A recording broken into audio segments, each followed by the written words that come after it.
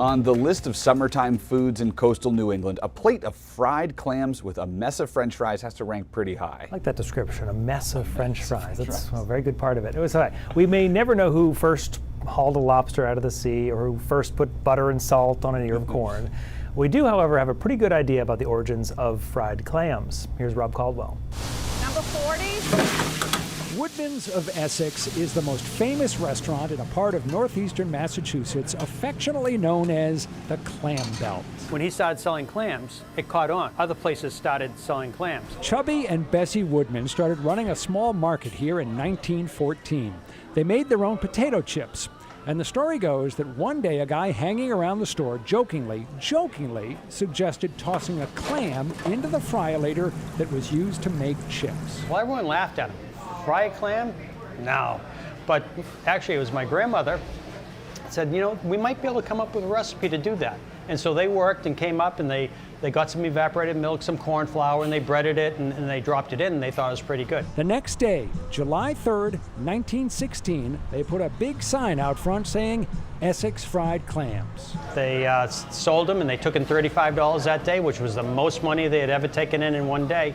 So they weren't stupid people, they kept them on the menu. Can we get an order of the original fried clam? Woodman's is still going strong, and while the evidence may not be definitive, it's widely agreed that yes, it was right here, a century ago, that the fried clam was invented. You can taste the history, and you can talk to the history.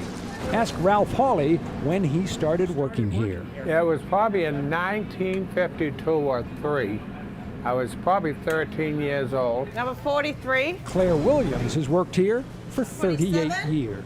Woodman sells a staggering number of clams, roughly 2 million a year.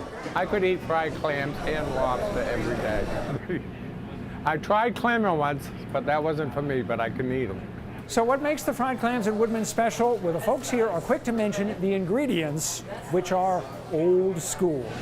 The clams are cooked the way they've always been, coated in corn flour and fried in lard. And the portions are formidable. How many places do you get onion rings plus French fries? But yeah, this will hold me through the rest of the day. We don't get too many complaints about the size of our plates. Yes. The Woodmans are proud of their history, which is pretty remarkable. Try to find another place where the 5th generation of owners might be serving a 4th generation of customers a dish the restaurant invented. It is the taste of tradition.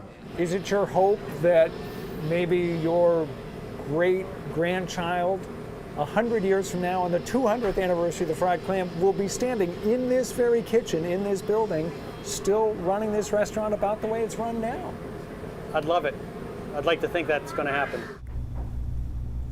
Incredible tradition to still have going on. Rob Caldwell with a story from 2016. For the record, today, National Fried Clams Day. Woodman's is open until 10, so if you've got a little gumption, you can still take part in their celebrations.